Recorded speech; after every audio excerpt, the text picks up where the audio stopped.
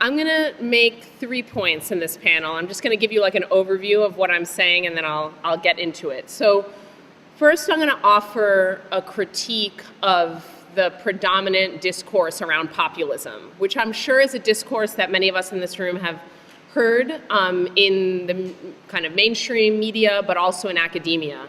There's a concern that populism poses a threat to democracy. I'm going to get into what I think is wrong with this, but just to sort of signal a little bit where I'm going, I'm going to make an argument that I think left-wing populism has an emancipatory potential, even though I think right-wing populism is certainly a dire threat that we need to address. So I'm going to distinguish between left and right-wing populism. In order to sort of do that and historicize and contextualize that a bit, I'll get into some recent experiences with left-wing populism in Latin America, going to their earlier kind of social movement origins, and then talking a bit about how they unfolded. And then the third thing I'm going to do is argue that in the context of what I see as a kind of triple set of crises facing democracies and also non-democracies around the world, of growing inequality, faltering political legitimacy, and the climate crisis, I want to assert pretty strongly that the bottom-up political coalitions that we refer to as the 99% are particularly urgent right now. So over the past 3 or so years, we've witnessed an efflorescence of discourse around populism in the media and in academia. This discourse, however, reduces what I see as a multifaceted and ideologically diverse phenomena to a figure of a single leader, like the populist leader or the populist demagogue, who is cast as a Leviathan-like figure that can summon their followers at will. At the same time, this narrative, by equating and dismissing all anti-system movements, all movements that represent sort of disaffection with the status quo, tends to implicitly or sometimes explicitly frame all existing norms and institutions as themselves pillars of substantive democracy that we should defend against these populist threats. Despite the fact that many of these norms and institutions of the American political system, for example, were explicitly designed to contain or undermine or limit democracy rather than to kind of provide an opportunity for democratic flourishing. So that's kind of one problem that I have, or 2 problems. One is the reduction of populism to the figure of the leader, and the second is the implicit defense of the status quo. So kind of in contrast to this, I think that what's interesting about populism is that it tells us a lot about the paradoxes of representative democracy. So rather than being an aberration, I actually think it tells us a lot about how democracy works.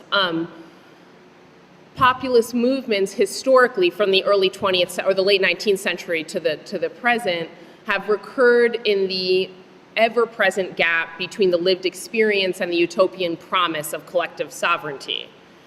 In a democracy, the people ostensibly govern themselves, but who are the people? They're always caught in a paradox.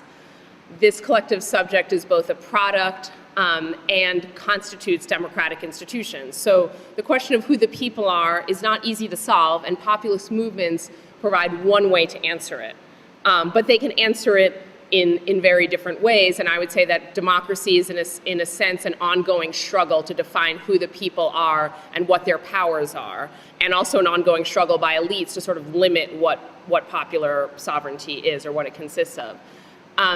So by making claims about the identity of the people and how they enact their power, populist movements on both the left and the right confront this democratic paradox of who the people are, but their answers are totally different from one another. So on the one hand, populism can shore up exclusionary visions of the people, but it can also do the opposite, fostering unlikely alliances between marginalized, oppressed, exploited, and excluded groups.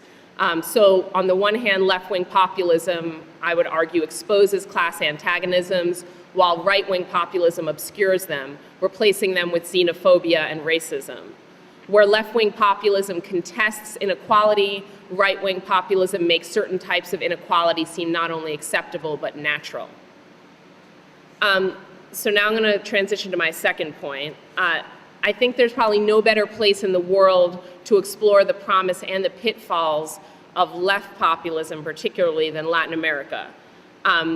In Latin America, the so-called pink tide saw a wave of leftist and left populist governments elected. At its height in 2009, over 2/3 of the region's inhabitants were governed by left-of-center governments, many of whom were characterized as left populist governments. These governments were the product of deep crises in representative politics, constitutional legitimacy, and the economic system. So for those reasons, because they're the product of these kind of longer crises, the pink tide didn't begin with the election of Hugo Chavez, Evo Morales, or Rafael Correa, but with the onset of neoliberal policies in the late 1980s and early 1990s, which imposed austerity and resulted in widespread disenchantment and eventually waves of popular protest against both neoliberalism and the politicians that had implemented it. The movements, these protest movements, were based in what is called in Spanish the popular sectors of labor, peasant, indigenous, and neighborhood groups who emerged as forceful collective actors. They articulated what the theorist of populism, Ernesto Laclau, in his canonical theory calls the, quote, and this is a little wonky, but bear with me, internal antagonistic frontier separating the people from power. So what left populist movements did, even before they arrived into power vis-a-vis left governments, was sort of articulate a clear kind of us versus them and mobilize people on the basis of their exclusion from power. So in the course of their resistance, these distinct groups articulated in a coalition connected distinct grievances under the shared sign of El Pueblo, the people. Who kind of represent the masses who are economically exploited and also politically excluded. The participants in these conflicts also engaged in electoral politics with the rallying cry in Spanish, que se vayan todos, meaning they should all get out of power. They voted out neoliberal politicians, replacing them with those who promised to transform economic policy and also democratize the state. I want to note just briefly that there are many ways in this kind of moment of eruption of popular mobilization in the late 90s and early 2000s, which was the precondition for example, Chavez or Morales or Correa to come to power, departs in many ways from the simplistic narrative about populism that I mentioned earlier. So as opposed to sort of focusing on the figure of the leader, I'm looking at the protest conditions and contentious political conditions that account for their emergence. Second of all, instead of kind of this emphasis that we often get in the media and academia on accounts of populism, instead of seeing the people as a kind of monolithic mass and also seeing them as kind of passively, we get this all the time on talking about right and left-wing populism, that there's just this sort of like monolithic base of, for example, Trump supporters or Sanders supporters. And so instead of that, I want to think in coalitional terms about how left populist movements in particular bring together a broad array of people who share being exploited or oppressed, but might do so with different specific identities or positions within that. So a kind of radical philosopher I like from Latin America, Enrique Dussel, calls this the social bloc of the oppressed, kind of drawing on Gramscian terms, but a bloc that's articulated through coalitions rather than through homogeneity. So I want to just mention a couple of things, because probably people in this room are aware that many left-wing governments in Latin America are now in crisis, and we're going to talk about that more in this event after this one, so I won't get into it too deeply, but I don't want to ignore it. So I want to say two aspects of left populist governments in Latin America that I think have broader implications for how we think about left populism. So first has to do with the model of development and the sort of economic model under these left governments, which has been called an extractive economic model, which depended for sort of state income on the extraction of oil and minerals and gas and other extractive sectors. And this was particularly the case during the commodity boom, when those extractive commodities had very high prices on the global market. And what these presidents did, all of the ones that I've mentioned, and also in Argentina and Brazil and in other examples of left governments was use the resources that they got from the export of these commodities to fund social programs and public infrastructure, and to address social movement demands that were very long-standing for public investment and redistribution. But the problem with this is that as soon as the commodity boom ended, so in 2014, folks in the room may be aware that there was a dramatic decline in the price of oil and the price of other commodities that Latin American countries export. So in that moment, left governments were left without really resources to continue funding those social programs, and it left them really vulnerable to the resurgence of the right. Again, something that we'll talk about more in the next panel, but I just wanted to mention that. Another sort of contradiction of left governments relates to the concentration of power in the executive, which is another thing that governments like Chavez and Morales have been criticized in the sort of liberal press about. And so even though I don't agree with the sort of liberal critiques of that concentration of power, I do think it's a real issue. But I do want to say that I don't think this outcome is inevitable. It does speak to a dilemma that any left populist movement will face. And that dilemma is that left populist movements face a very specific challenge that the right wing doesn't face, which is mobilizing against entrenched elites. So while right-wing populism kind of reproduces inequality, left-wing populism contests it, and that means you have to go up against very powerful forces. In the context of Latin America, where weak states have lacked the political will or institutional capacity to confront the ruling class, this means strengthening the state. In order to contest elites, you have to strengthen the state and strengthen its repressive capacities. But that, and I think this could be kind of intuitively clear, that also runs the risk of sort of over-concentration of power, especially in the executive. And so that I think is a sort of dilemma that's unavoidable, but there probably were better ways to deal with it than the ways that some of the left populist governments did. And so here I'm going to just transition to my third point, which is going to bring us back to the US. So across Latin America, pink tide left populist governments are in retreat. In the US, we're witnessing a revival of socialist, left-wing social movement and sort of militant politics, which is something I never thought I would say. As someone that studied Latin America for many years, I would never expect that we would see a decline of at least the electoral left, but also to some extent a demobilization of movements in Latin America, where we're seeing a sort of rise of the possibilities for insurgent left-wing people to take power in the US. Not to overstate it, but just to say that that's kind of a possibility that's in efflorescence right now in the US. So keeping in mind that the US and Latin America are starkly different contexts that are also related to one another through neo-colonial kind of patterns of inequality and domination, I still think we can draw interesting lessons from Latin America that might inform our left-wing politics in the US right now. And one key point I want to make is that despite the complexities that occur once the left comes to power, and those sort of conflictual or tensional relationships between the left in power and social movements, I would argue that left populism or something like left populism is still an essential step in the path to creating a more equal and just society. And this is because left populism articulates broadly shared identities and draws a sharp line between the masses of excluded and exploited on the one hand and the rich and powerful that benefit from the status quo on the other hand. As I mentioned in the first minute of my talk, the United States, along with other countries around the world, is beset by a triple crisis of political legitimacy, socioeconomic inequality, and climate change.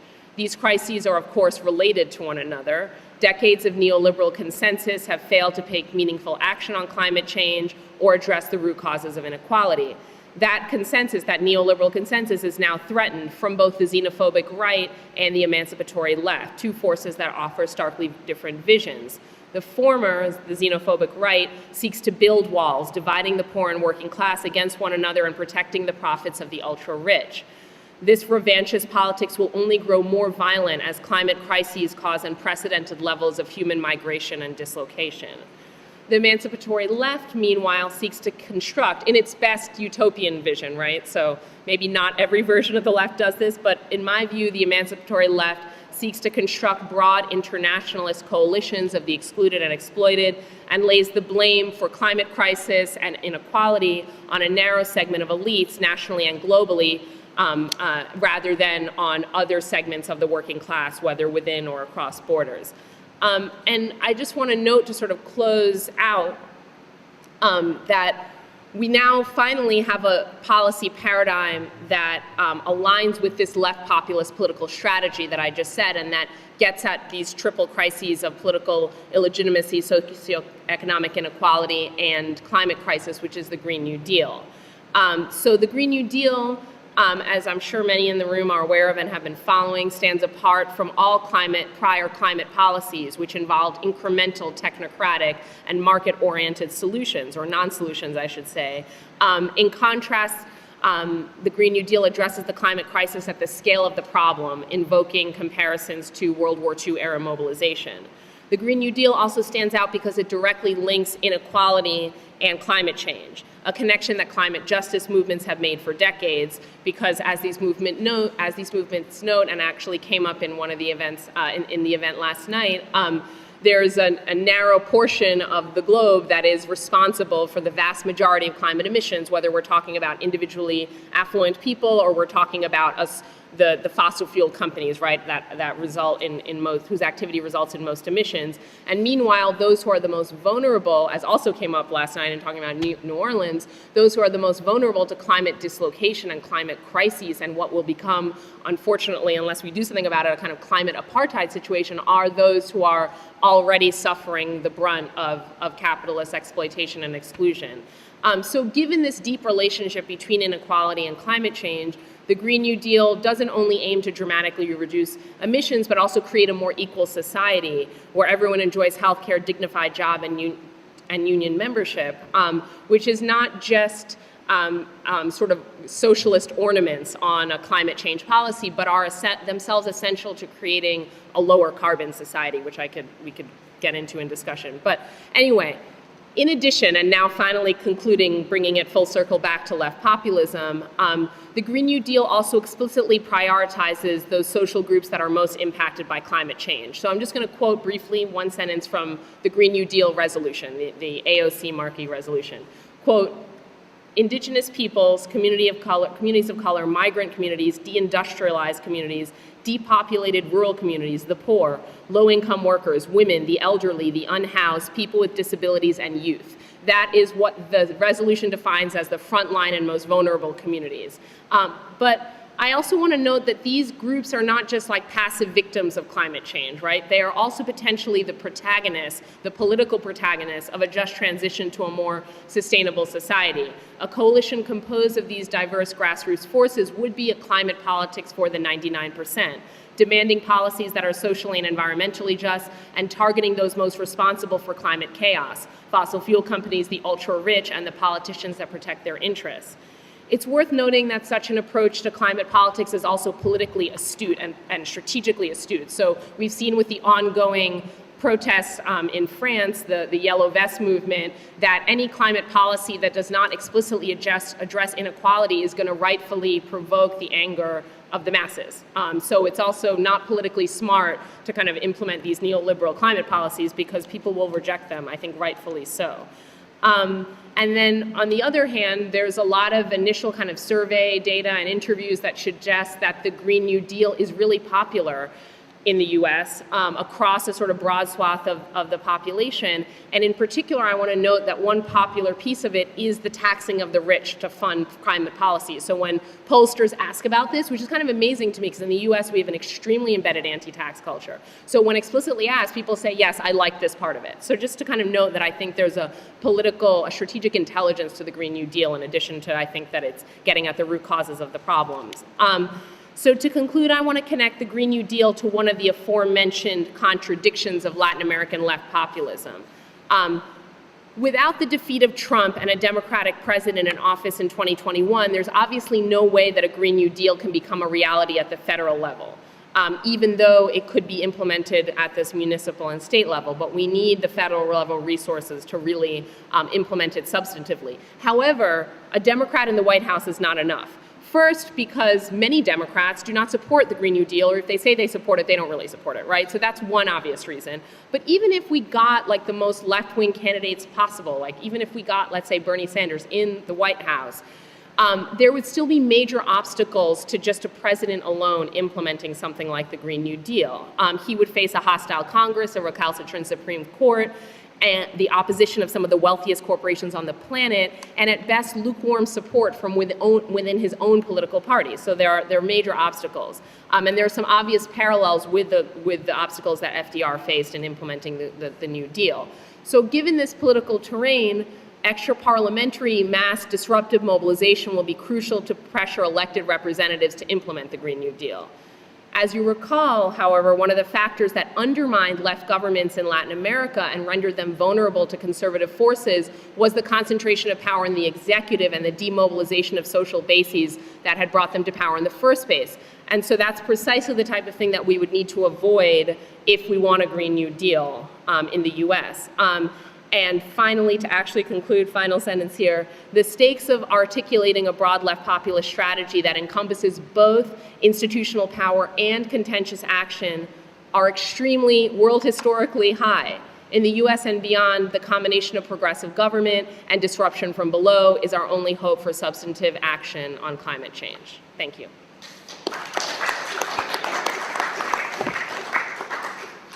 Amazing, thank you. I don't know if it was mentioned in the bio of Thea, there's a very nice set of essays that she and a couple of colleagues have been curating at Jacobin on the sort of politics of the Green New Deal that are really worth checking out. Well, so there was going to be a little bit of overlap between Thea and I, but actually she said many things that I agree with, so I won't re-say them. But let me just pick up sort of where Thea left. You know, Che Guevara used to have this phrase at the beginning of the Cuban Revolution where he said it's much easier to destroy the old than to build the new. And every time I try to do self-promotion for this book I've just done, I feel like it's the habits of the old capitalist society coming through. But I'm not very good at it, so I did not bring the book, but please consider reading it. So the book is called We the Sovereign. And I wanted to make picking up on where Thea left off, what this reclaiming of the people might look like, and what building this popular bloc might look like for the US, for us today. Let me, before I get started, thank Philip and the organizers of Red May. You have had a very nice set of events and conversations. It's also been very nice the last few days to look into some of the interesting political things that are happening here in the area, and I wanted to congratulate you. You know, not every struggle needs to be a victory for it to be meaningful. So I see a lot of amazing things happening here. Okay, so the book is called We the Sovereign, and I'm going to sort of repeat a couple of the arguments I make in that book. And one of the things, so I really share with Thea this worry that this critique of populism by liberals is very wrong-headed most of the time. And, you know, being in the line of work that I am, you know, I write about politics, I write about Latin America, I had the opportunity for about a year after Trump's election to go to workshop after workshop where people were very upset about global populism and what is wrong with the people and why are people so stupid, why do stupid people elect stupid leaders, we have better ideas and policies. And then I realized actually that I'm a populist, and I'm going to try to make a defense and an argument for what a left-wing populism might look like. Why we need to take back this idea of the people, make it our own, contest it, get in the middle of it, make those arguments, have a robust, emotionally resonant, strong version of what the people is, an emancipatory project around this idea. And one of the reasons I think it's really important, because if you follow academic trends, 5 minutes before everyone was bemoaning the election of populists, everyone was celebrating Occupy and the Arab Spring and the Indignados and the pots and pans revolution. And so, sort of depending where you looked, the world was either very exciting and full of democratic potential, or the world was going to hell. So I want to be with the movement. I want to look in that way while recognizing that the world of institutions and politics and parties really has betrayed us. How do we bring these things together? And one of the things I write about in the book as part of the polemic is that abandoning the idea of the people, abandoning this contest over it, really was strategically a terrible thing for these center-left parties that have betrayed us. You know, if you look at British Labour, if you look at the Democrats, they've tilted further and further right. If you look at the way they've been organized, they've become more and more technocratic, more and more distant. And as they've lost their electoral basis, they've wound up being apologists of the status quo. How can it be, you know, one of the absurdities of this last presidential election in the US was that supposedly the centrist neoliberal candidate was apologizing for the status quo, while the right-wing candidate was attacking it. We are the ones who should be attacking the status quo. We should not be apologizing for pro-market neoliberal policies, right? So the right wing and right-wing populists have no problem speaking in the name of the people. As Thea said, you know, the solutions they propose don't work. But when a populist leader, whether it's Bolsonaro in Brazil, that we're going to talk about in the next panel, like Modi in India, Duterte, Trump, whoever, they look people in the eye and they say, I hear you. Trump said, I am your voice. I am the voice of the dispossessed. How can that be that we on the left, that's us, man. No, really, that's what we're supposed to be doing. We're supposed to be giving voice to demands, to the people who have been dispossessed, to people who have real existential, livable problems. I agree with liberals that the answers they give are stupid. Bolsonaro looks at poor people in Brazil and says, you have a terrible violence problem. Let's shoot some criminals. Trump says, you know, you've been losing jobs. Let's build a wall. There is no connection between A and B, but there's an emotional resonance that there's at least some recognition, whereas social democrats, center-left parties have had another approach, which is we have better policies. You know, in the long term, we have better models. That should carry the day. And it won't. And it hasn't. So what might this reclaiming look like? First of all, we have a lot of slogans. All power to the people united shall never be defeated. We have a lot of excellent slogans. But beyond that, what might this reconstruction look like? What might this reapproachment from the left to the people look like? Thea ended exactly saying what I think too. You know, we the sovereign means we on the left need to ask two questions and be attentive to two things all the time in our politics. One, who's the we? Right? Are we giving an answer to the idea of the we, of the people that is open, that is democratic, that is constantly learning? I'm old. I've had the privilege of seeing a lot of new claims emerge. You know, I think it's really wonderful that now people talk about the pronouns they prefer to use. This is an advance. Is our conception of the we attentive to those kinds of things? Are we taking leadership from the people who are most impacted? Are we really talking about oppression, inequality, class distinction, gender, homophobia, racism? You know, in any particular issue, are we asking who is taking leadership here? Who are we taking leadership from? So on one hand, we have to ask that sense of the we, right? Is it open? Is it democratic? Is it bottom up? And it's never perfect, right? The we is always in construction.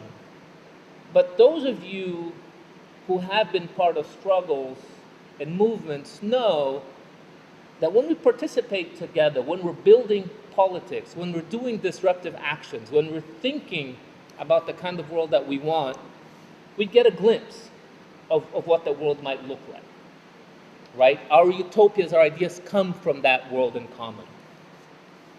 The other question we need to ask, and these things have to go together, is this sovereign question. Are we in charge? Is that we just talked about, taking leadership from indigenous people on the pipeline? Is that we in charge? Are we actually making decisions over the things that matter? We were just, Megan and I were just having a conversation. One of the temptations, one of the sort of technocratic solutions that exist out there today is we have a conflict over an issue, and there's a kind of forum for us to voice our opinion. There's a hearing, there's some kind of participatory process. Are we actually in charge? And when we begin to think about that, it means that we need to be in charge of municipal institutions, but municipalities can't solve everything. We need to be in charge of state institutions and federal institutions, but countries can't solve everything either, right? When we talk about the gas wars in Latin America, when we talk about indigenous issues, when we talk about climate change, there's so many issues that actually transcend national borders, right? So when we think about this question, are we in charge, that is also an incomplete project, right? We're building towards this international sense of people power. I try not to quote leaders very much, but I will quote one, and this is Subcomandante Marcos, and he was talking about popular sovereignty. What does people power mean? And he had this phrase, he said, the point is not for us to occupy the palace. The point is not for us to occupy government, and it's not even for us to have great policies when we get there. The point is to transform ourselves and transform our institutions on the way there, so that when we get there, we can turn those institutions with emancipatory potential, right? So thinking of the we and thinking about the power that we wield at the same time. I'll just say a couple more things as a kind of provocation for us to have discussion. I think this means at least two things. One, I think we need to reimagine what political parties look like and what they can do. I think political parties are absolutely necessary for any kind of progressive, emancipatory left project. However, we need to look at the successful parts of Latin American examples. We need to look around the world. We need to really reimagine. We do not need to be saddled with being part of a caucus within two of the second of the least worst parties, right? We really need to engage in a process of rethinking. I think the discussions happening today around this issue in the United States are absolutely vital. I don't know what the one answer or many answers will settle on, but I think thinking about what parties can and should do and how they can respect those popular politics, how we can move to a vision of being inside and outside is a really pressing question. The second thing I think thinking about this project forces us to think about is actually what institutions can and can't do. Something that Thea said is absolutely central, which is institutions weren't made for us. They were not made for me. Well, they were more made for me as a man than for the women in the room, but they were not made for the people. Representative government in the United States was a settler colonialist exercise, complicit with the institution of slavery. These institutions were not made for us. So as we engage in this project, we need to think, what institutions do we salvage and transform and make work for us and make activate popular politics, and what institutions do we abolish? This is not a new idea in the United States. W.B. Du Bois, when he talks about Reconstruction, has the phrase of abolition democracy, which is, let's look in a sober way, what institutions cannot be reformed. I don't think the police can be reformed, for example. But we need to think about what institution may eventually replace it or not. So, yeah, and very last thing, I, like Thea, feel like we're living a science fiction moment. I've had the privilege of doing talks around this book in many places now. I've been to the town of Greenfield, Massachusetts, that is going to have a left-wing mayor very soon. It's a deindustrialized, amazing hotbed of activism. in Massachusetts. I've met activists in many, many places, and I actually am feeling very, very hopeful. It used to be that going back and forth to Brazil, it would be the opposite. You know, I would come tell good stories here about the excellent things happening in Brazil, and now it feels like it's reversed. And I feel like we have this historic responsibility to seize that moment and not let it go by. Thank you.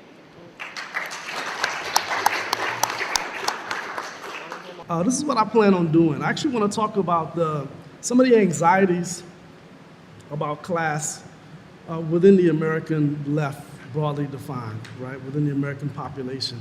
Some of the concerns that I hear in classrooms, in activist meetings, in conversations with families and friends. And what I also often hear when we hear that charge of class reductionism leveled against anybody who wants to talk in explicitly class terms about American life. So I'm going to talk about that as a problem on the left, which I think blocks us from the kinds of left populist projects that we've heard about in the first two presentations. And I want to locate those anxieties within the Cold War, and in particular within the transformation of American life, the transformation of American cities, the birth of the consumer society, and what that did to notions of class in the 20th century that we're still dealing with now. I also want to return briefly to a criticism of the new left offered by the late Marxist urbanist Marshall Berman, a piece that he wrote which was published in the winter of 1971-72. I'll return to that just for a second because he said some important things that I think once you hear what he says about new leftists then, you will have heard the same things within the last year from people in your own circles. So we'll return to Marshall Berman and some of his concerns about the search for radical authenticity elsewhere in much of American left politics, the search for left politics somewhere else, but not within our own myths, so to speak. The last thing I'll do is I'll return to the Black Friday protest of 2015 as a way of expanding and thinking through some of those ideas that Berman gives us. The Black Friday protest came after the release of a video of Laquan Mcdonald, who was killed by police officer Jason Van Dyke in 2014 in Chicago. And so I'll talk about those protests, both as a way of getting at the incredible possibilities that Black Lives Matter as a phenomenon revealed, but also some of the limitations of it that I want to talk briefly about. You know, it dawned on me as I was pulling together my comments for today that this is the 20th anniversary of the Battle of Seattle, right? And one, I feel old as fuck, you know, thinking about that, because I was a graduate student back then, and like so many other people, I was already critical of, you know, capitalist globalization, and was writing about these things and talking about it with different people. And so it was truly inspirational, right, to see various social struggles converge in Seattle at that particular moment. And then again the following year in the Washington, D.C. area, when many of us, thousands of us, protested against the World Bank in D.C. So it's it's great to be here again in this particular space on the 20th anniversary. And I want to recall, I want to speak primarily about Michael Zweig's book, which was published during that year, a book called The Working Class Majority. But there were a number of other important books which appeared during that year that I think are eclipsed by Hart and Negri's Multitude, Naomi Klein's No Logo, books like David Harvey's Spaces of Hope, which a lot of people don't read, you know, which is really important because it serves in part as a bridge between his evolving critique of neoliberalism, right, and some of his experiences in Baltimore. He actually provides a really good case study of Baltimore's transformation that you should go back and read, that book that appeared, Spaces of Hope. Also, Nick Dyer-Witherford's Cyber Marx, which I actually think, I'm not going to talk about Nick Dyer-Witherford today, but I think that book is probably the most important piece to be published during that anti-globalization moment. I'll focus on Michael Zweig because I think it's the most germane to what we're going to talk about today. Zweig's book is rather basic. A lot of you may read it and you won't feel particularly enlightened by it. but it's important as a criticism of how most Americans think about class. You know, I'm trained as a political scientist, so are my colleagues here, and political scientists are really bad at talking about class, and most of the tools they use don't really give us a sense of what class is like within the American context.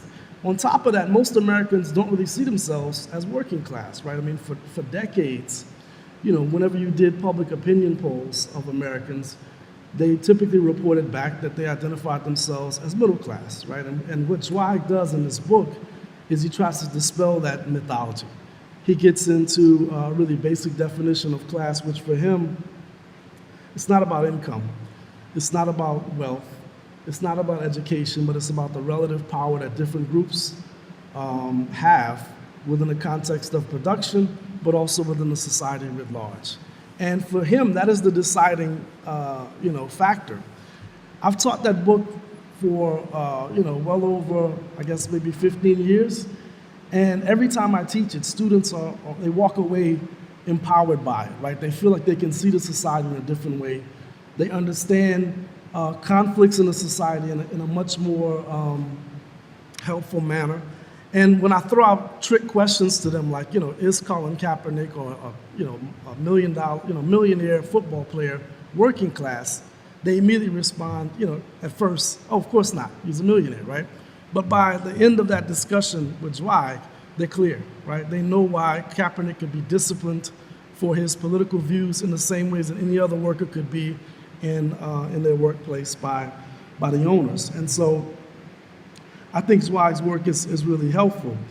What he gets at, I think, is this myth of the middle class, right?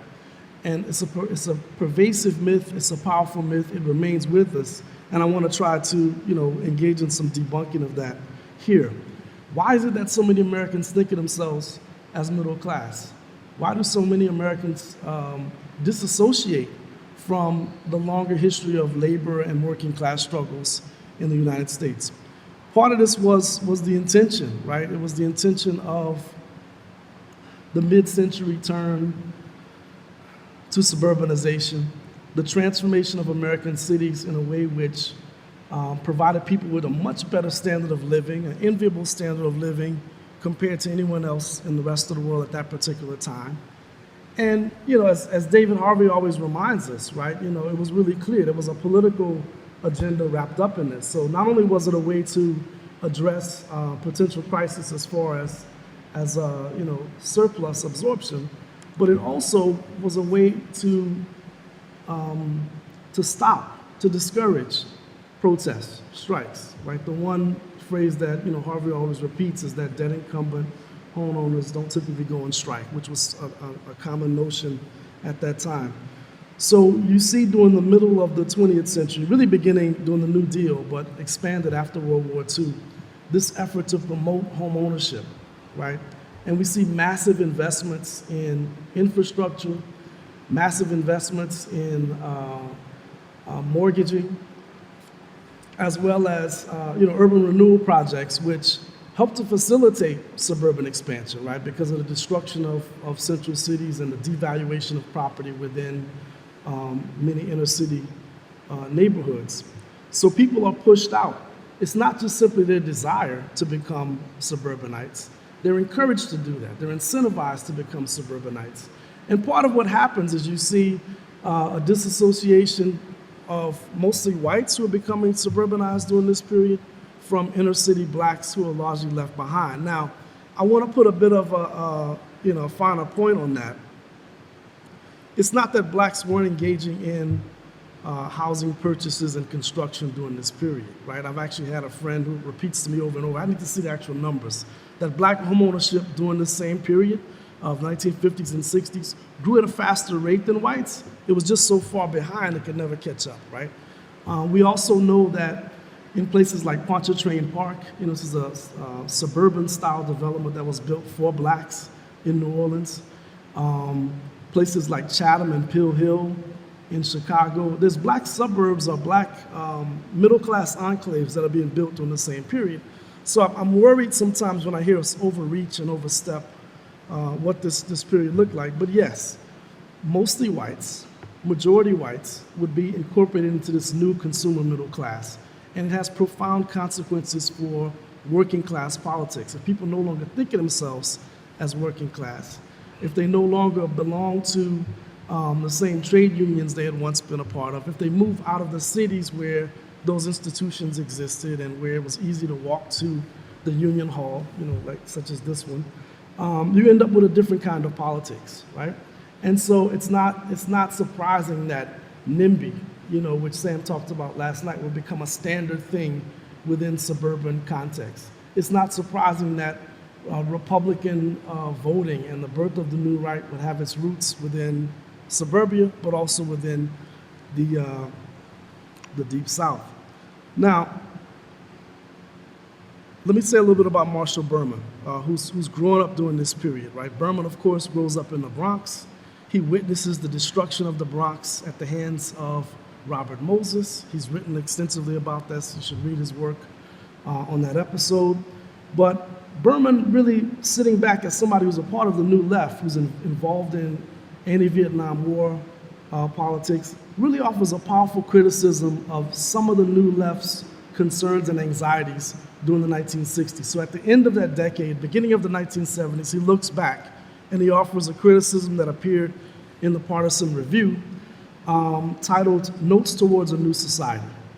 You should check it out. It's actually in the anthology that Verso just published, Modernism in the Streets, of Berman's work. So what Berman does in this short piece, he actually begins by saying that the New Left has pretty much been preoccupied with this core question. This is how he phrases it. Can socialist revolution be made by Western men, or along with them, or apart from them, or only against them, right? The real question, he then rephrases, is there any hope for us? Radicals of the 60s have forced this question to the surface in every advanced industrial country. It has taken on a special urgency in the United States. He then goes on to argue that this is a departure, right? This is a departure from some of the earlier populist impulses. This is Berman again, and I quote, on the one hand, the most vital impulse of New Left activity has always been populist, driven by a characteristically American faith in everyday people, a faith that for all the inequities in American society and the oppressive acts of the American government internationally, the American people themselves are still a source of decency and hope. This is the faith that has inspired the continuing drive for participatory democracy and community control. From there, he turns to the work of the German philosopher Herbert Marcuse, right, in his book One-Dimensional Man.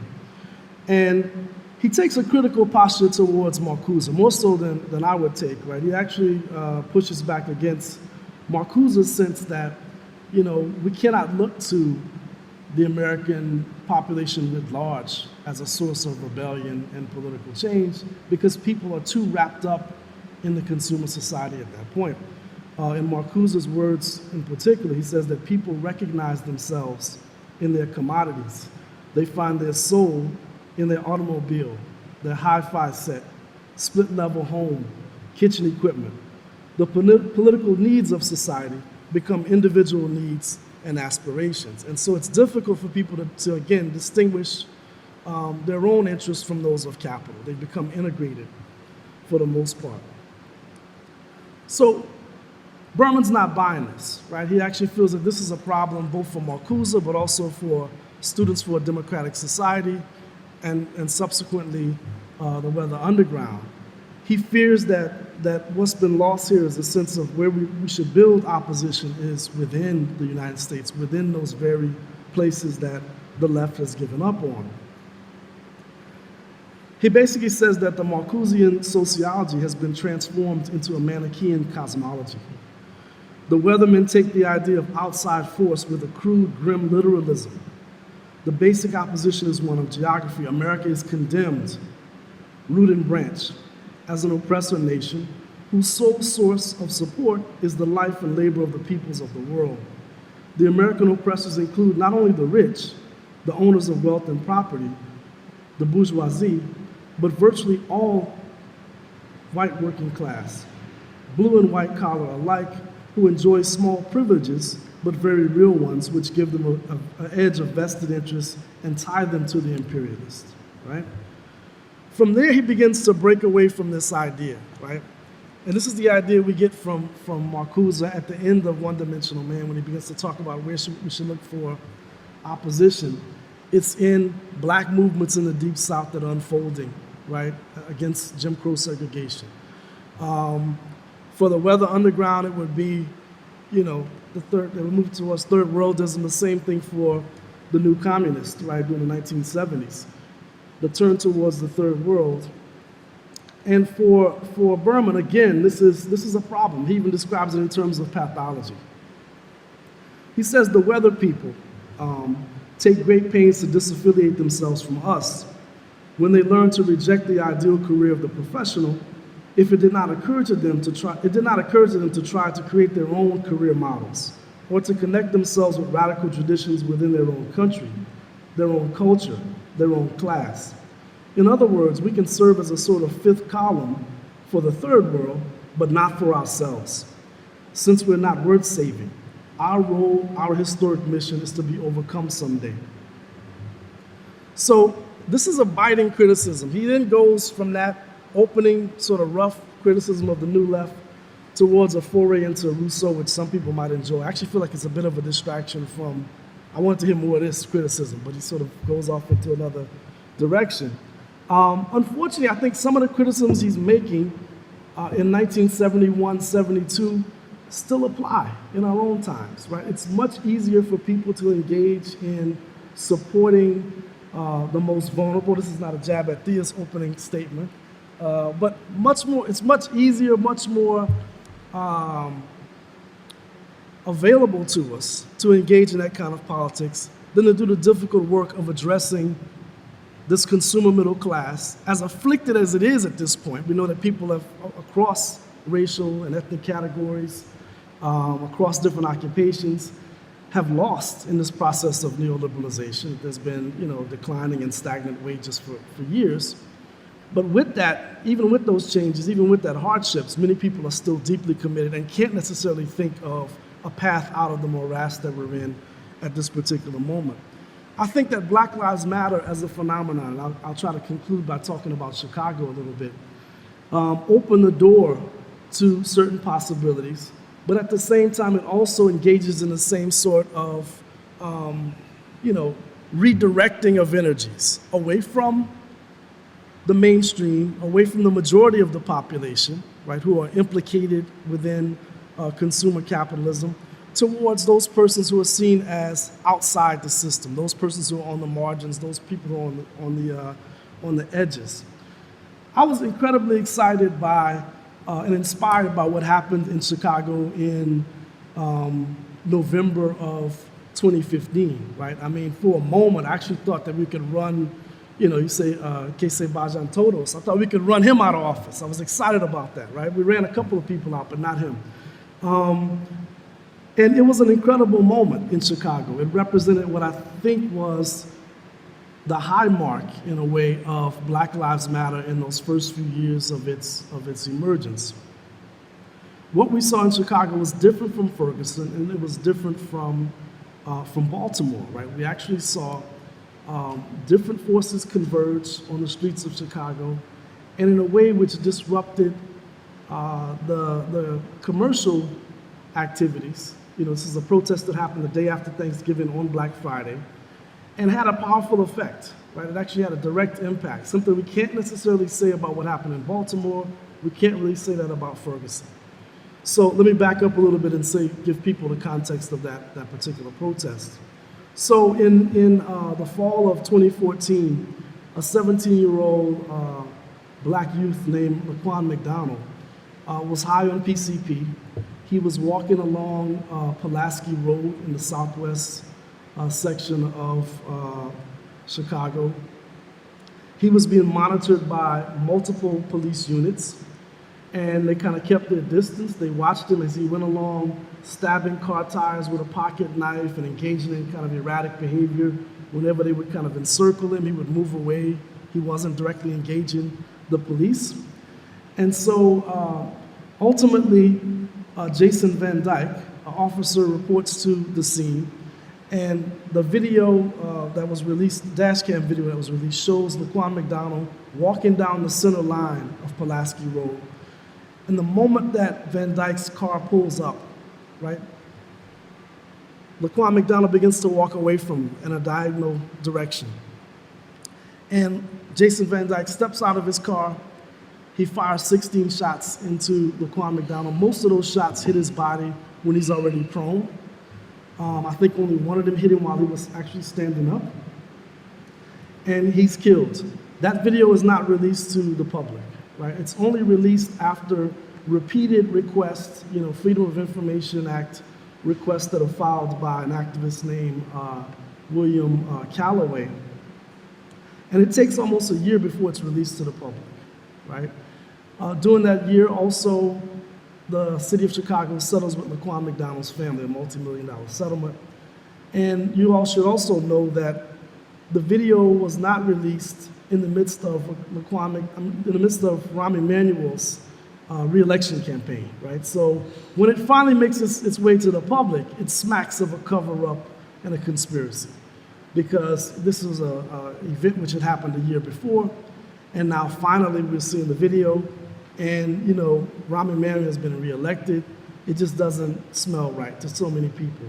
And so thousands of us, within short order, within less than a week, mobilize, show up on the Magnificent Mile, the premier shopping corridor in downtown Chicago, and shut it down, right? I mean, this is the thing that has to be remembered. You have people from all sorts of different organizations, right? You've got Black Youth Project 100, Asada's Daughters. You've got Black Greek Letter and fraternities and sororities.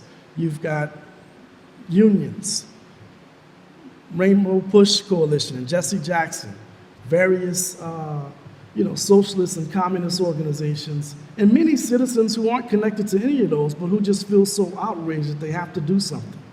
What happens as a result of that direct action, standing in the doorways, not allowing people to go in, is that some of those stores lost between 30 and in some cases 50% of their sales, projected sales for that day. It had an impact, right? So Police Superintendent Gary McCarthy is dismissed, right? He resigns.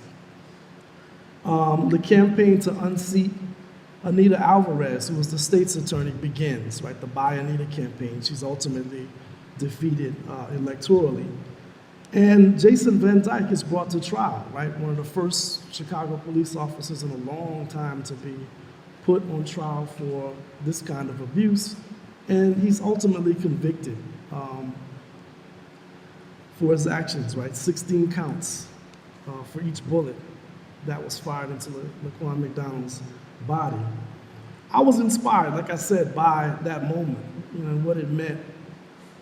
And I think it had some impact in the long haul. I think people tend to overreach its impact on this last election that we had, right? I mean, I think it's kind of odd that we can claim victory when somebody who was a corporate attorney, who had been a part of the various institutions created to monitor police, who had actually been protested by Black Youth Project and other activists in the city, that this is a victory that now that she's in office. I don't think it is, but I think that what that moment revealed to me was the limits of protest, the limits of this idea that it can just be those of us who are woke, to use the phrase of the moment, those of us who are conscious, those of us who are politicized in a certain way.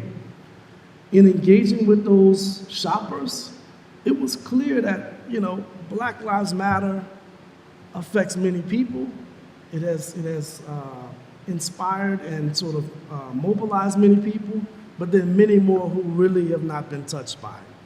And I think that in order to achieve, some real reforms, and I think there's a way for us to do both at the same time, immediate reforms, we have to go beyond that. We have to actually build popular power in places like Chicago, and we have to address the majority problem in this country, right? So yes, the institutions we have are rooted in a slaveholding republic. The institutions we have were not built to support popular presentation. Actually, were actively created to discourage that. And I'm glad, my colleagues brought that point up. That institutions that we're stuck with at the moment, and we have to figure out a way to fight through them, as Jean Paulo pointed out already, fight through them and towards something different. And I think a fundamental part of that is building popular power, and I think that means engaging people who are still stuck in that old consumer middle class and all of the bad ideology, bad thinking that was a part of that.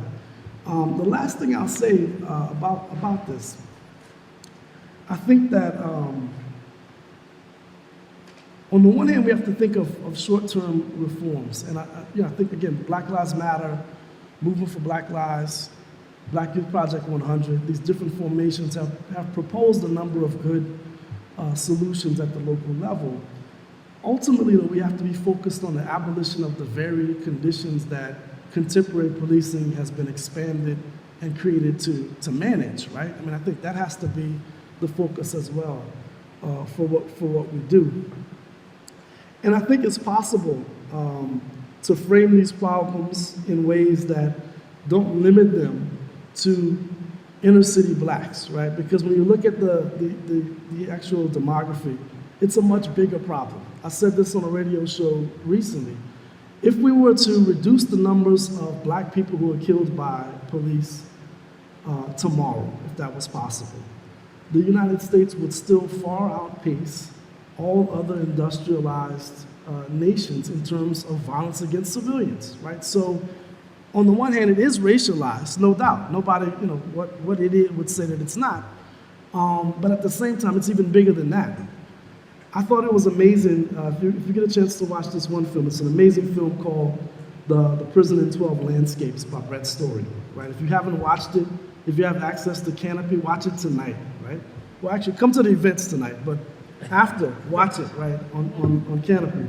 But I thought one of my problems with that film, if I had to pinpoint a criticism, it does sort of fall back on this new Jim Crow view of contemporary policing, right? That the main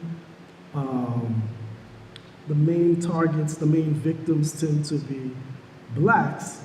And even when the camera turns to a place like Kentucky, the focus is on how whites relate to the construction of prisons and how that's seen as a way of filling the void left behind by, the decline of mining and other activities.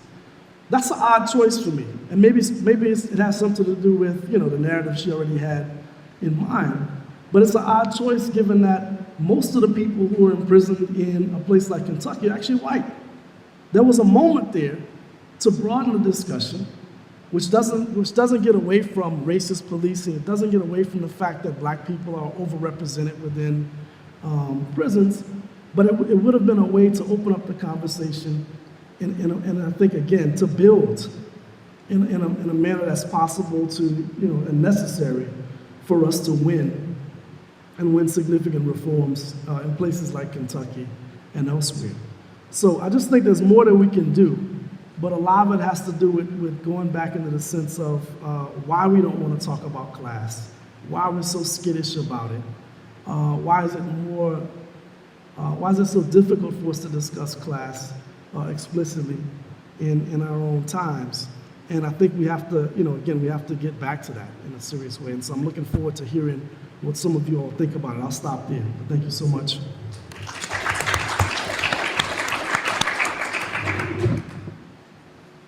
All right, and so now let's get into a few questions.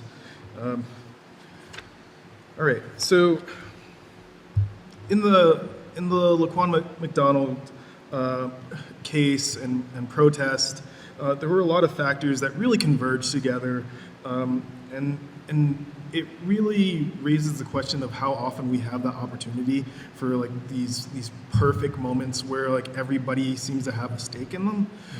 So like what can we do to increase the opportunity for solidarity that does not necessitate like such opportune moments? Because ultimately then that means that we don't always have to go for things that directly affect us and look for things that affect everybody equally in terms of class, people within the greater working class identity.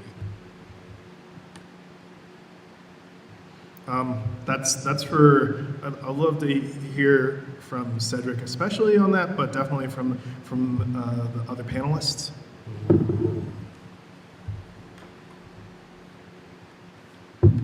Yeah, I mean, there's always it's like a tough, it's tough to address this stuff within the context of a panel discussion, right? Because we all know that lived kind of everyday politics is much more complicated, right? And so in order to talk about it in 5 minutes or 2 minutes, you got to engage in a level of abstraction that I think is not necessarily helpful for really understanding what political life is all about, right? So I'll try to say some things, hopefully it's not overly simplistic. I mean, I think at the end of the day, politics is about interest, right? It's about what people want, and what kind of society they want.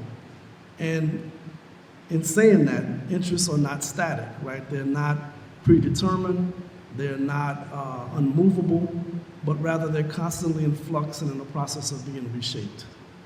And I think we have to step into political life with that in mind, right? That, we have a sense of what we want in this moment, in particular fights. So if we're talking about rent control in a place like Seattle, or if we're talking about creating a police review board, everybody has an opinion about that or has a sense of how they would stand on it. It's not to say that can't change, right? After attending sessions, hearing somebody in city council, give a testimony, having a conversation with a friend, all of these things are subject to change, right? And I think we have to approach politics with that real basic, almost like elementary view of things, right? That people's interests are malleable, they're not set in stone, and it is possible to sway folks. So the Laquan Mcdonald moment, to kind of get back to the core part of your question, did draw together different people for different reasons. I think people were outraged by what happened. But some of these folks, it wasn't just rage. It was, we've been working on these issues for a while.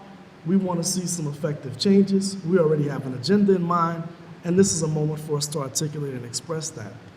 But I think, to kind of wrap up, I think to talk about interests and about felt needs, right? Because we all are going through some of the same things, right? Yeah, there's differences, right? So, I'll give you an example of the contract negotiation we just had at UIC.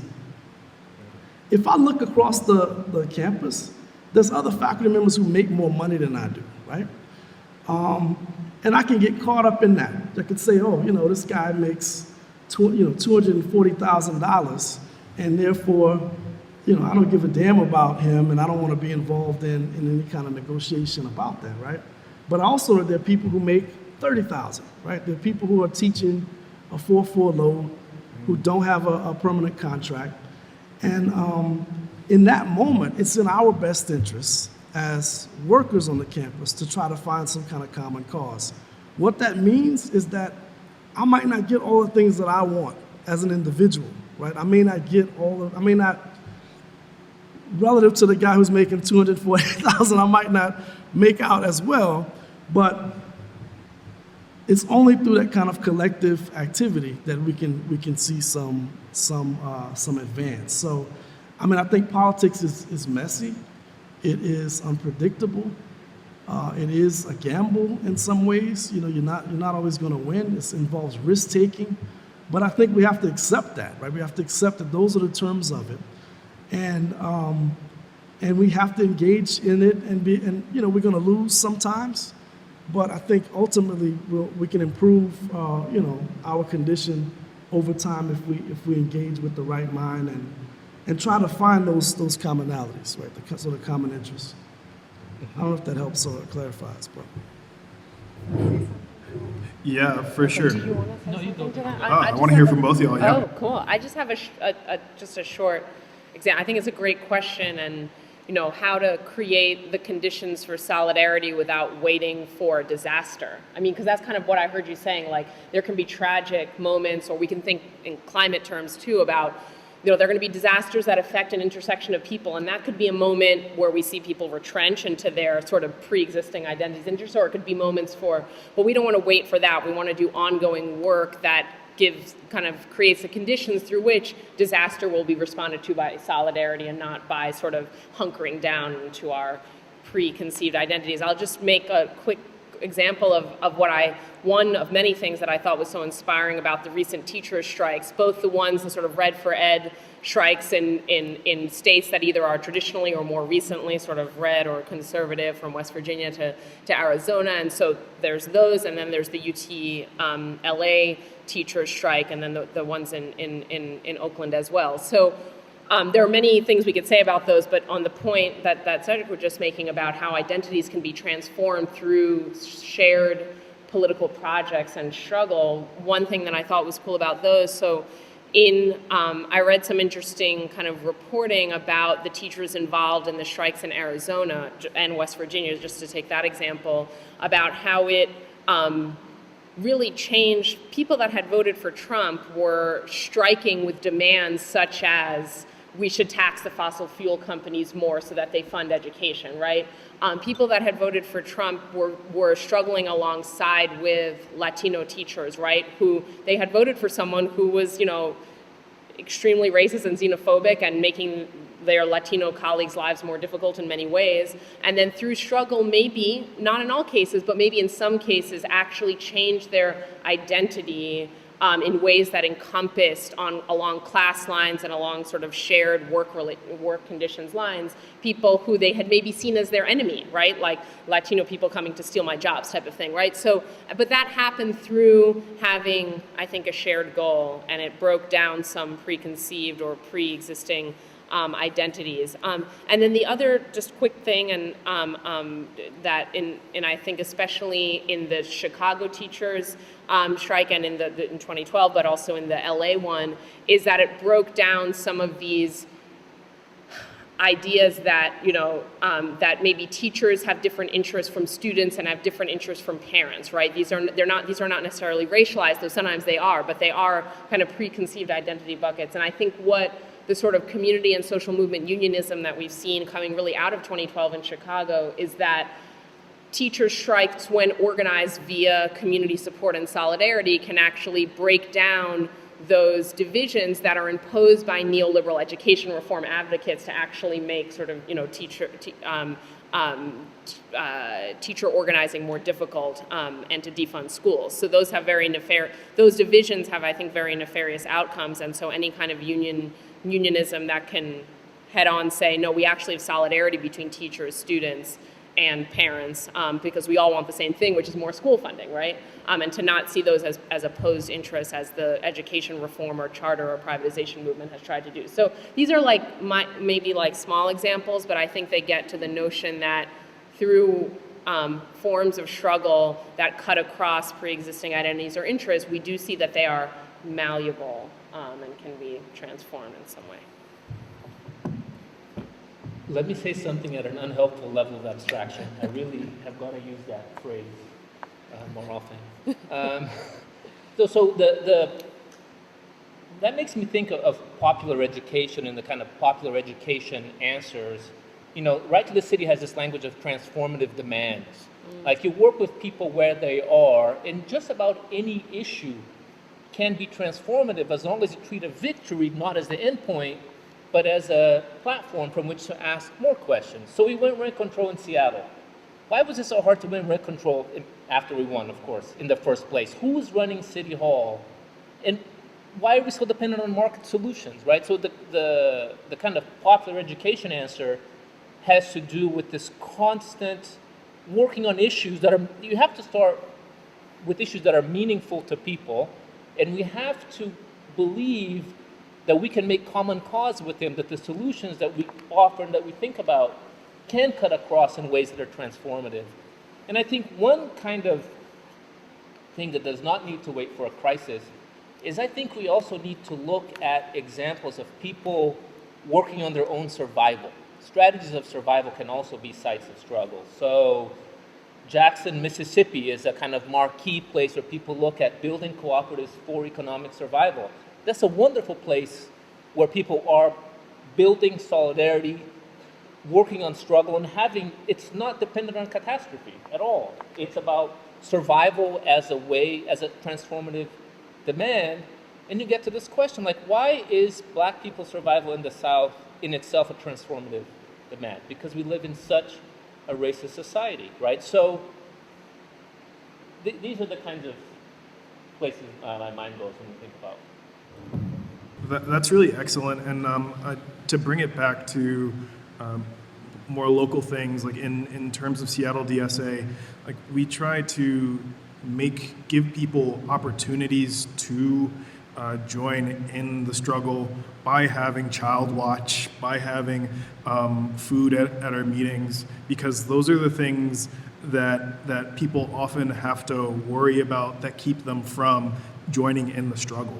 And because like oftentimes the less privilege you have, the less money you have, the more you have to work at keeping your head above water. And yeah, we need to help with that. All right, so getting into some more of these questions. So can we look, Cedric, you mentioned in a certain podcast, I believe it was Dead Pundit Society, that Fanon had a model of race that was based in something possibly Caribbean, like possibly the French colonial model, and so wasn't necessarily directly applicable to our context, because I think you said something like the only time that he touched American ground was when he was dying and was in Bethesda, Maryland, or something like that. And so I want to challenge the other speakers here to see whether can we look at other countries' models to resolve like the impasse that we have. Like where have other countries been able to find common cause and build that solidarity that we seem to be lacking at this current moment? So this is a challenge to decide. Yeah. I'm sorry. So you're asking? I think it's for all of us. Yeah. Okay. Yeah, it's for all y'all. Yeah. So it's interesting you went to that Marshall Berman essay, because I think the Marcuse book and some of the New Left, something you said that I thought I really appreciated was that there's a kind of like idealized other that is going to solve something from the outside that is so perfect and so untouched, right? That was the kind of someone so outside of consumer capitalism is going to come and sort of solve the problem. And this is a version of a bad habit we have on the left, which we're looking for the super virtuous subject, right? So, and I agree very much with the fact that actually many of the struggles we have to deal with are difficult and mundane and sort of boring with subjects who are not perfect, right? And so when I talk about the Latin American examples, it's important to keep in mind both successes and failures. I do think there were very real successes in Latin America, all told, and we'll talk about it in the next panel a little bit. But if you think about the number of people who were poor, who stopped being poor over a spate of 15 years in Latin America, it's tens of millions of people. If you talk about the issues that were put on the table for the very first time, Brazil's a country that's 50% black, had never had affirmative action, and went to a system of inclusion in universities that transformed the educational landscape over a course of a few years. People talk about indigenous issues. When Evo Morales was elected, he said, look, decolonization begins with me. Shout out to Subcomandante Marcos. Right? It was really, these were incredible moments, but these were deeply flawed movements in politics also. So I think to piggyback on what you were saying, I think we need to look at some of these movements not as like we're looking for the blueprint, perfect, virtuous thing. You know, people go to anarchists like to travel the world and find the perfect, you know, commune somewhere, and then someone goes and says, no, there's class, it's not true. That's not useful. The useful thing is to think as comrades. Look, these are people like us who are part of a struggle in very difficult circumstances. What did they manage to achieve, and what didn't? I think just to get to your question, one thing that was very successful was the way that identity politics and class politics were often seen as not in competition. There were democratic socialist platforms in many countries where people spoke of both things. Of course, it was incomplete and imperfect project, and I think political parties, to my mind, played a very important role in that. Okay, that's really great. I see Phil over there really wanting to bring it to the floor. I mean, we're people who are very interested in the democratic process. So yeah, let's bring it to the people.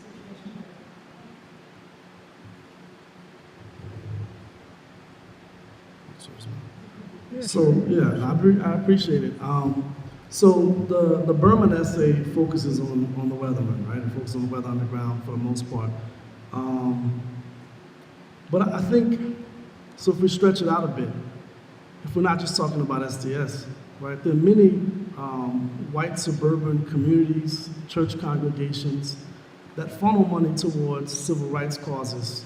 And one thing that Berman says, which I didn't touch on, he actually says this is progressive, right? And that's the thing about Berman's work. He's always sort of conscious as a dialectical part. He's conscious of, you know, this is great in a way, but it's also problematic in some other ways. And so he acknowledges that this concern of, you know, white suburbanites or activists with what's happening in North Vietnam, right? What's happening in the Deep South is a progressive thing. It's important to be concerned about people who are not like you, right? And so people who are in a different predicament than the one that you find yourself in.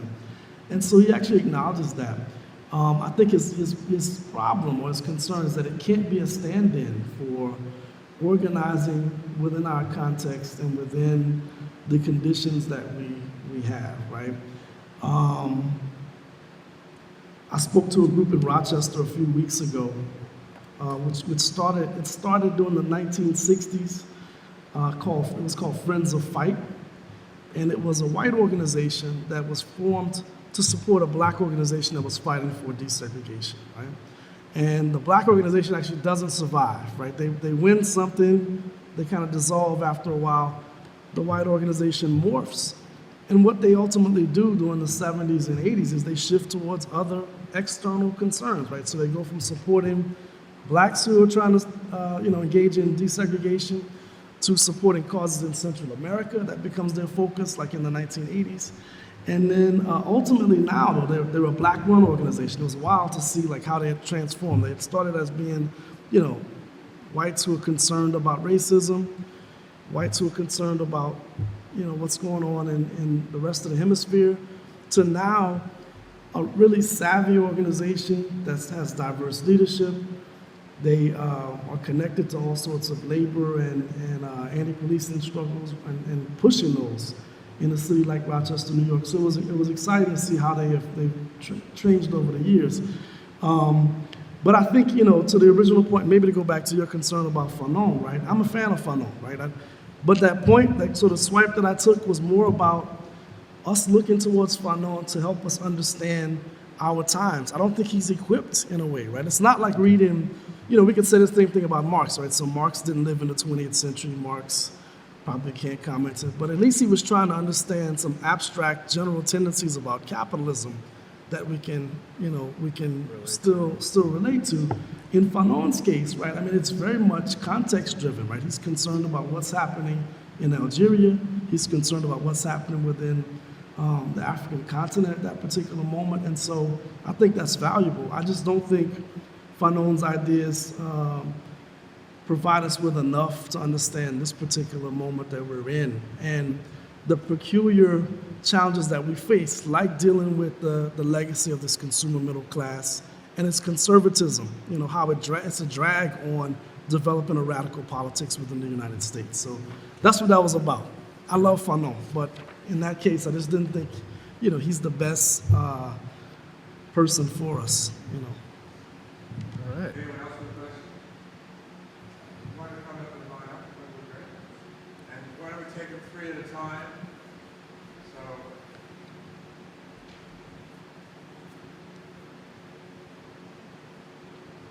I was wondering, are there any members of the panel who could speak to the idea of sort of a decentralized organizing models in terms of maintaining that populist energy and making it representative of the movement, sort of the movement? We haven't heard from Thea. Do you have? I just didn't. Wait, sorry. Before. Questions first. Okay. Wait, no, I know, but can you just repeat like the last few words? I just didn't catch the very end of your question.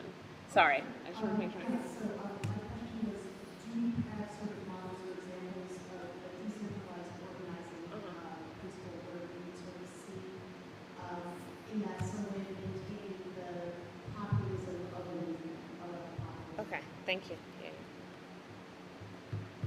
Sorry, I thought you said something. Sorry. I was hoping each of you could give us a short definition of what you mean by populism, because the word can be used in so many different ways that I want to make sure I understand what it means and how we recognize it when we see it and how we know what it is.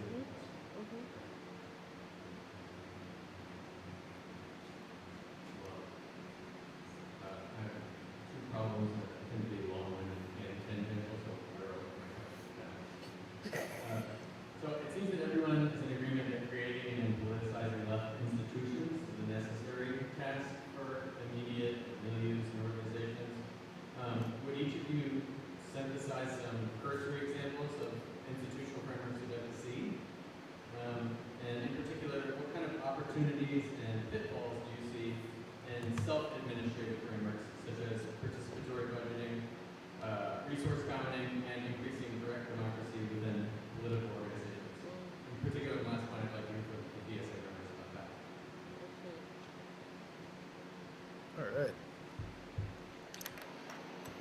I'm going to take the second question first, if that's okay, if I go out of order, just because I think the definitional one might be useful to start with, and then we can get, we can open into some of the other questions.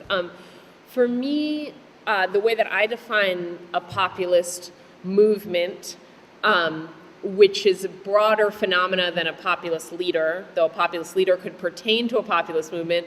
Also, some leaders called populist, I don't see any movement around them. So I don't actually love just calling a leader populist when there's nothing else going on, except that they use some rhetorical tropes associated with populism. So that's just one set of distinctions. But I think that I would define populist movements as, first of all, something that emerge historically in the wake of the first mass representative democracy. So you only get what I would call populist movements from the late 19th century onward, once you have mass enfranchisement, and you can really have struggles over who the people are, what powers they have.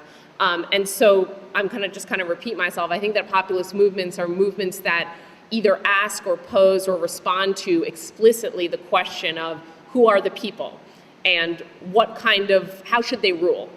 And so if a movement makes a claim about the content of democratic sovereignty in a way that is antagonistic, like it's clear that they think that some people aren't part of the people, or the people have some enemies, and that there are better and worse ways for the people to exercise their power, that's what I would define as a populist movement. And I think that they recur historically, sort of episodically, when there are stresses on the representative system, usually in my view, in a sort of Marxist view, when the system of representation kind of comes into tension with the deep inequalities and forms of exploitation of capitalism, when you get sort of tensions at those, so you get, at moments of economic crisis or, things, kind of imagine them, at those moments, movements sort of come into being, or build on maybe prior organizing, but come into being and explicitly begin to ask and make claims about who the people are. And often in the history of populism, left and right populist movements have occurred at the same time. They just answer those questions differently, right? And so and this I'm just going to repeat a little bit, but I think to answer your question better, with left populist movements, the answer to who are the people is posed, I think, in their most utopian, emancipatory versions. The who are the people, and going back to Cedric's point about malleability of interest, is posed in extremely broad terms. Like, the people are everyone that's not currently in power. You know, that is white, that is black, that is immigrant, that is native born, that is lots of people that do not benefit from the status quo, or if they do, it's on a sort of symbolic level. Maybe, you know, we could get into Du Bois's analysis of that, or they might benefit compared to some more oppressed group, but they don't benefit compared to the people that, you know, own the means of production. And then you can define it in right-wing ways, which are extremely narrow, actually, but do speak to sometimes people's lived experience of dispossess, you know, and I think that right-wing populism pretends to offer an answer to that, but really the coalitional politics are extremely narrow. So that's how I define a populist movement. It poses and answers the question of who are the people, how should they rule, and it does so in antagonistic ways against a real or perceived enemy. Yeah, I don't want to speak. We can get to the. If you were a left-wing populist and you believed in decentralized democracy, what might that look like? And one of the things I argue is that there are lots of interesting models out there. There's the assembly model of the Indignados, there's the assembly model of Zapatistas, there's the union hall democracy in the United States. There's many different models, but I think none of them travel by themselves, absent a question, which is who rules, the many or the few, right, at every time. And so the difference for me, for a left-wing populist, is that it's about construction of a people. We're going to contest that, but we're going to do it from a radically democratic way, right? One of the innovations of this kind of new populist thinking is that we're going to think about the people, but we're constantly radically democratically interrogated. It's not just the people in power, it's the people in power in a radically democratic way. So to get, I don't know if you're put up to the thing of participatory budgeting or not, but for me, as someone who's been involved in that world for a long time, when faced with an institution like that, which is popular input of some kind, we need to ask the question, do we rule? Do we actually make decisions? And are we setting up the terms of the debate or not? Case in point, New York City, the top 3 issues are housing, police violence, and housing. Right? These are the top 3 things people care about in the city of New York. We have a very progressive mayor, in his own definition, who has never, ever, as far as I know, opened any kind of participatory space for people actually to have say over that, over zoning, over the police. So for me, it's not about participatory budgeting or not, but like, what is the context? Are these things that we care about, and are we having a say over them? Yeah, I was actually going to respond to, I guess, the first and the last question. So about the decentralized model, I mean, you know, there's a lot of models out there, and I mean, you know, thinking about the pink tide, you know, many of us were inspired by the momentary or really short-lived transformation of Argentina. I mean, I literally packed up and went to Argentina, went to Buenos Aires to witness firsthand, you know, the assemblies and the worker-recovered factories. So I think that there's many horizontal or decentralized forms there. The question for me, though, is, I mean, those are not necessarily democratic, right? Right, that's the one concern I have, because if we were to say in this room right now, everybody gets a chance to speak, you know, everyone can talk, we don't have this sort of panel format.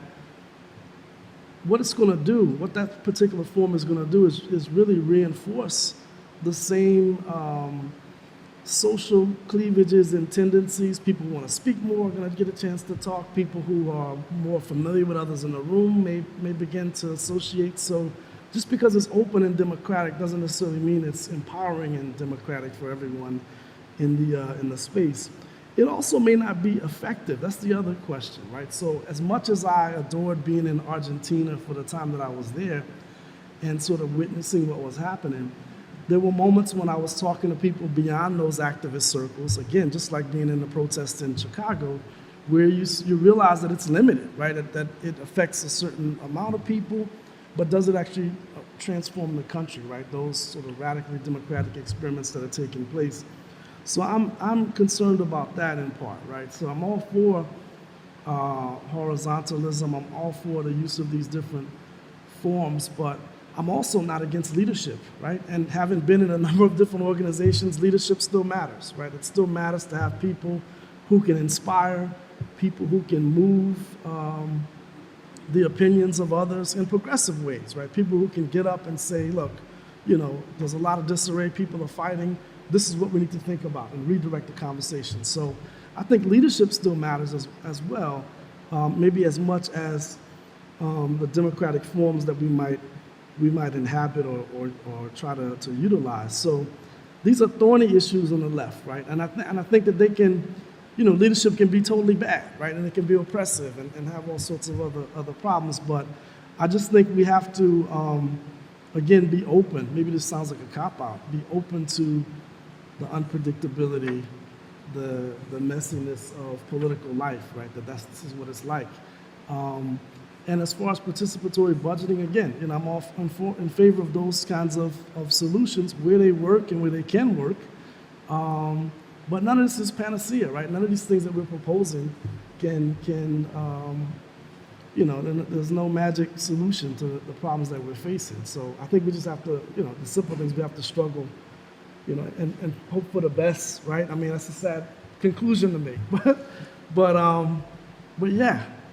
I'll just stop there for the moment. I'm going to just tack on one thing that I think, I agree with everything that has been said. I think that while I'm in favor of democratization and decentralization of organizational forms, I also see that being a goal in and of itself can sometimes reproduce forms of inequality. I mean, there's the tyranny of structurelessness, right? That phrase. So, and I've seen that happen in DSA meetings, right? To someone, was kind of seeing how that might connect to DSA. So, but I've also seen leadership I'm kind of just repeating what Cedric just said, but I just wanted to say that I agree with that neither leadership or based, decentralized kind of decision-making should be analyzed in isolation of the goals or the particular form of the struggle, and we should just be dialectical always. Okay, I'm going to go to the question about institutional frameworks, because I think that's a really interesting one, and just name a few without going into too much detail that I'm excited about. So there's been a sort of re-emergence of conceptions of public ownership in the US to some degree, but a little more in the UK with the sort of left of the Labour Party kind of putting, and think tanks kind of associated with them, putting forward a lot of new conceptions about what public ownership might look like. Public ownership that is not prone to some of the bureaucratic tendencies of prior eras of public ownership, that actually is internally democratic, but unlike maybe some of the not great, more recent experiments in public participatory budgeting, and I'm drawing on Giampaolo's work here, that actually has resources behind it and has a sort of emphasis on structural change of domination and inequality. So I think forms of public ownership, from everything to utilities, to thinking about how social housing can involve internal kind of decision-making structures among the tenants that live there, and cooperation Jackson was sort of implicitly mentioned, but thinking about cooperatives and what some folks in the UK are thinking about in terms of platform socialism and ways to integrate automation with, again, not fetishizing that necessarily as a solution, but thinking about ways to use some digital platforms that are in socialist and not capitalist. So I think that there's a lot out there that I'm excited about. And I'm particularly excited because a lot of these are formulated to address both crises in capitalism in general, and then the particular symptom of capitalist crisis we're addressing right now, which is climate chaos. And so thinking about how, for example, a democratically publicly owned utility might transition to decarbonization in ways that privately owned utilities have, really been obstacles to getting out of a fossil fuel. So kind of doing multiple things at once with new forms of ownership and decision making, I think, is something I'm excited about. Well, I think that's all we have time for. First, let's give our panelists a lot of hands.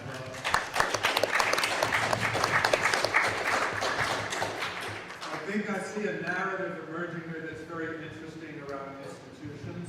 The critique of the New Left from Seabrick for essentially saying Che Guevara will save us and not building institutions or thinking even about them. I think Gianpaolo adds the interesting notion of building institutions on our way as we go along, rather than inhabiting institutions that were not designed for what we want to be done. And the whole notion of the Green New Deal as a way of meeting people where they're at in terms of both wanting jobs and being very, very concerned about how screwy the climate is getting around them and being uneasy, while being a tool for us to create institutions as we go along. In a sense, I think the Republicans are right. It is socialism coming in under a green guise if we push it in that direction. So thanks very much. And I'm excited to listen to some of you on the Latin American